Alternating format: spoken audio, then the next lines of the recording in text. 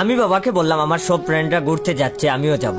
বাবা তখন এক দৃষ্টিতে আমার দিকে কিছুক্ষণ চেয়ে রইলেন, তারপর বললেন বিয়ের পর বউয়ের সাথে যাইও, বিয়ের আগে ছেলেদের এত ঘুরতে হয় না। আমি তখন প্রশ্ন করিনি কেন বিয়ের আগে ঘুরতে হয় না, কারণ তিনি রান্না নিয়ে ব্যস্ত হয়ে গেলেন। মায়ের সাথে আবার আমার অত ভালো সম্পর্ক নেই, অত্যন্ত রাগী মা। তাও আমি মাকে বললাম, মা আমি কি একটু ঘুরতে যাইতে পারি না? মা তখন ব্রু কুচকে বললেন, পড়াশোনার কি খবর? মাসে মাসে এত টাকা নিচ্ছ, তার আউটকাম কি? আর কোথায় যেতে চাচ্ছ? আমি তখন বললাম বেশি দূরে না, কাছেই। মা তখন বললেন, মেয়ে আছে নাকি সাথে? আর মেয়েদের পাল্লায় পড়ো না, দেশের পরিস্থিতি এমনিতেই ভালো না, কখন কোন মেয়ে কি করে বসে তার ঠিক আছে। আমি তখন বললাম, কিছু হবে না মা, আমরা গ্রুপে যাচ্ছি, একসাথেই থাকবো, আর এখন তো অনেক ছেলেরাই যাচ্ছে। তখন মা বললেন, তাদের ফ্যামিলি আর আমার ফ্যামিলি এক না, আমাদের মান সম্মান ইজ্জত আছে। আমি তখন বললাম, যাব না তাহলে মা? তখন মা বললেন, যাও, এটাই শেষ, এরপর বউয়ের সাথে যাইও। আমি তখন বললাম, আচ্ছা মা। মা অবশেষে রাজি হইল। বাবা তখন তরকারি রান্না করছিল, বিষয়টা দেখে মন খারাপ করলো, আর আবেগী গলায় মাকে বলল, ছেলেটাকে এভাবে যেতে দিচ্ছ, যদি কিছু হয় তখন? তখন মা বললেন, তোমরা পুরুষ মানুষ, বিতুর ডিম, ছেলেটা একটু ঘুরবে না, দুনিয়াটা একটু দেখবে না, সারাদিন কি রান্না করে থাকবে নাকি? বাবা তখন একটা দীর্ঘশ্বাস ফেলে বললেন, তোমাদের ঢাঙ্কু মেয়েটা কোথায়? সারাদিন খাবে আর ঘুমাবে, সন্ধ্যা হলে গলির মুড়ে বসে বসে আড্ডা মারবে। গতকাল ওর মুখে সিগারেটের গন্ধ আসছিল, একটু শাসন করতে পারো না? মা তখন বেশ বিরক্ত হয়ে বাবাকে একটা দমক দিলেন, আর বললেন, মেয়ে কি এখন ছোট, বাইরে ঘুরবে, আড্ডা দিবে, মজা মাস্তি করবে, এটাই তো নিয়ম। আমিও তো করেছি, কই নষ্ট হয়ে গেছি নাকি? আমি ফ্যামিলির ডিসকাশন থেকে বের হয়ে রুমে গিয়ে একটা লুঙ্গি ড্যান্স দিলাম। জীবনে প্রথম ঘুরতে যাচ্ছি বান্দরবন, আমরা 7 জন। ফেসবুকে ঢুকে গ্রুপে আমি যাচ্ছি কনফার্ম মেসেজটা দিতে গেলাম, যে দেখি বাকি 6 জনের 4 জনই যাচ্ছে না। মনটা তখন আমার খারাপ হয়ে গেল। আমি আমার বন্ধুকে বললাম, আশিক যাবি না কেন? সে তখন বলল, বাবাকে অনেক বলে কয়ে রাজি করাইছি, মা এমন দমক দিছে, বাবা এখন কান্না করতেছে, এখন আর আমার যাওয়া ঠিক হবে না। আমি তখন আমার বন্ধু শুভকে বললাম, শুভ যাবি না কেন? তখন সে বলল, মা বলেছে গেলে যেন আর না আসি, বাবা বলেছে মায়ের মেজাজ খারাপ, অফিসে ঝামেলা হয়েছে, এখন যেন কোথাও না যাই। আমি তখন আমার বন্ধু রাকিবকে বললাম, তুই যাবি না কেন? তখন সে বলল, মা বাসায় নাই রে। বাবাকে বললাম টাকা দিতে, বাবা বলেছে তোর মা বাজারের টাকা ছাড়া কিছুই দে আমারে, যে তোরে দিমু ট্যুরে যাওয়ার জন্য, আমার যাওয়া হচ্ছে না। আমি তখন আমার বন্ধু রাহাতকে বললাম, তোর কি হয়েছে? তখন সে বলল, ভাই মাফ চাই, মারে শুধু বলছিলাম ঘুরতে যাব, মা বলছে বেয়াদব হইতাছো দিন দিন, বান্দরবন তোমার শ্বশুর বাড়ি, রাস্তাঘাটে যদি কোনো মেয়ে গায়ে হাত দে, বংশের মান ইজ্জত কিছু থাকবে? বাইরে ভাই, আমি এত কষ্ট করে আমার ফ্যামিলিকে রাজি করাইলাম, আর ওরা 4 জনই যাবে না, এই ট্যুরটাও মিস। বউকে ছাড়া আমার বুঝি আর ট্যুরে যাওয়া হইল না, নাকি আমার সারাটা জীবন রান্না করেই কেটে যাবে, কে জানে। ওয়েট, ভিডিওটা শেষ করার আগে আপনাদের কাছ থেকে একটু সময় নিয়ে নিচ্ছি, আপনারা দয়া করে ভাইয়ের রিয়েল ফেসবুক পেজ ইয়োর জয়কে ফলো দিয়ে রাখবেন, আর রিয়েল পেজ থেকে ভিডিওটা দেখতে পেলে সবাই বেশি বেশি করে শেয়ার করবেন, যাতে করে আপনার শেয়ারে অন্যরা ভাইয়ের রিয়েল ফেসবুক পেজটা পায়। আরেকটা কথা, যারা যারা এখনো ভিডিওতে রিয়েক্ট দেন নাই, অবশ্যই রিয়েক্ট দিয়ে দিবেন, আর ভিডিওটা কেমন লাগলো অবশ্যই কমেন্ট করে জানাবেন। 2 বছর ছুটিয়ে প্রেম করার পর যখন দেখছি আমাদের পরিবারের কেউ এই সম্পর্ক মেনে নিবে না, তখন বাধ্য হয়ে আমি আর অনু পালিয়ে বিয়ে করছি। 2 মাস ভাড়া বাসায় সংসার করার পর একদিন শ্বশুর বাড়ি থেকে ফোন আসলো আমার বউ অনুর কাছে। শ্বশুর বাড়ির লোকজন আমাদের সম্পর্ক মেনে নিয়েছে, আমাদের এখন ভাড়া বাসা ছেড়ে শ্বশুর বাড়ি চলে যেতে হবে, আমাকেও গড় জামাই থাকতে হবে।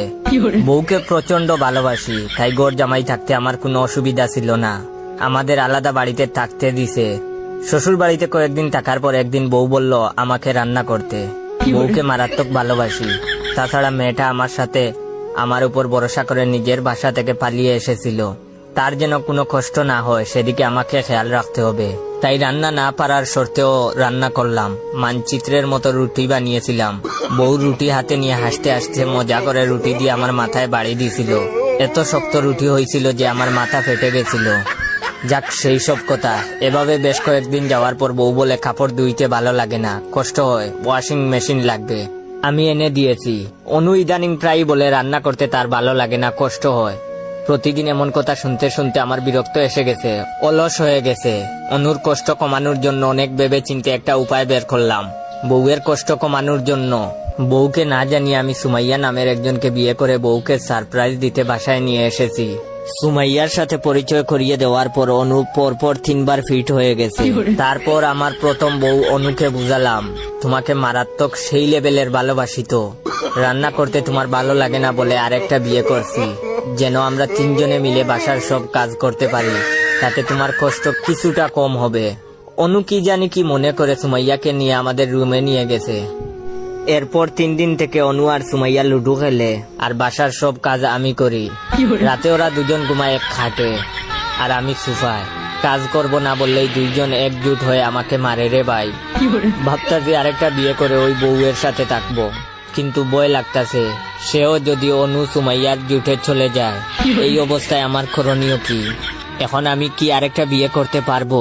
আপনারা যদি আমাকে পরামর্শ না দিতে পারেন তাহলে আপনার কয়েকজন বন্ধুকে মেনশন করে বলেন আমাকে পরামর্শ দেওয়ার জন্য। রাতে আব্বার সাথে ভাত খাইতেছিলাম। আব্বা হঠাৎ খাওয়া থামায়া চোখ বন্ধ করে গম্ভীর হয়ে বললেন, কন্যা বিয়ানীবাজার নিবাসী। আব্বার কথা শেষ না হইতেই আমিও খাওয়া দাওয়া থামাইয়া বললাম আমি রাজি। বিয়ানীবাজার দারুণ একটা এলাকা। দেশের আলাদা আরেকটা বিভাগ হওয়ার যোগ্যতা রাখে এই বিয়ানীবাজার। কি নাই এই বিয়ানীবাজারে? সৃষ্টিকর্তার অদ্ভুত এক সৃষ্টি বিয়ানীবাজার। এইবার আব্বা চোখ খুলে খিটমিট করতে করতে বললেন, মঞ্জু ভাইয়ের ছেলের জন্য আজ পাত্রী দেখতে গেছিলাম বিয়ানীবাজারে। আব্বার মুখ থেকে এই কথা শুনে আমার ইচ্ছে করতেছিল বাপ্পারাজের মতো বলি, না না না, এ হতে পারে না ফরিদ সাহেব, আপনি এ বলতে পারেন না। আমি তখন মনের কথা পেটে রাইখা বললাম, ধুর, কি কন্যা কোন এইসব, বিয়ানীবাজারে বিয়ে দিতে না করেন। বিয়ানীবাজারের মানুষ ভাত খাইয়া হাত ধোয় না, কাপড়ে মুছে। আমি তখন আম্মাকে বললাম, আম্মা ডাইল দেন। মানুষ এখন পিকনিকে যায় বিয়ানীবাজারে, বিয়ে করতে না। কি অদ্ভুত কথা, কন্যা বিয়ানীবাজার নিবাসী। আবার খিটমিট করতে করতে আব্বা বললেন, মঞ্জু ভাই তার ছেলের জন্য কন্যাকে পছন্দ করেছেন, আর কন্যার এক ছোট বোন আছে। আমি তখন আবার আব্বার কথা শেষ না হতেই বললাম, টু বি অনেস্ট, বিয়ানীবাজার অস্থির একটা জায়গা। আমার এত ভালো লাগে বিয়ানীবাজার, বারে বারে যেতে ইচ্ছে করে বিয়ানীবাজারে। একটা গান আছে না, চলো না বসুন্ধরা যাই, ওটা হওয়ার দরকার ছিল, চলো না বিয়ানীবাজার যাই। এইবার আব্বা চেয়ার থেকে হালকা উঠে বললেন, কন্যার ছোট বোন ক্লাস 2-তে পড়ে, সামনে তার বার্ষিক পরীক্ষা, তাই বিয়ের ডেট ঠিক করতে পারতেছেন না মঞ্জু ভাই। আব্বার কথা আর কানে ঢুকতেছে না আমার, খাওয়ার প্রতি তৃষ্ণা চলে আসছে। আম্মাকে তখন বললাম, ডাইলে লবণ কম হইছে, খাওয়ার স্বাদ নাই। আর বিয়ানীবাজার একটা এলাকা যা নিয়ে লন্ডনে গবেষণা চলে। মাটি থেকে উঠাইয়া বিয়ানীবাজার পৃথিবীর বাইরে পাঠাইয়া দেওয়া যায় কিনা, এই নিয়ে একটা বৈঠক সামনের মাসে হবে বলে ন্যাশনাল জিওগ্রাফিতে ব্রেকিং নিউজ দেখলাম। এইবার আব্বা চেয়ার থেকে আরেকটু উঠে বললেন, অনার্সে পড়া কন্যার এক মামাতো বোন আছে।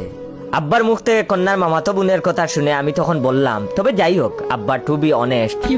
কথা আর শেষ করতে পারলাম না, বুঝলাম না ভদ্রলোক এত রেগে গেল কেন। রাতে আব্বার সাথে ভাত খাইতেছিলাম।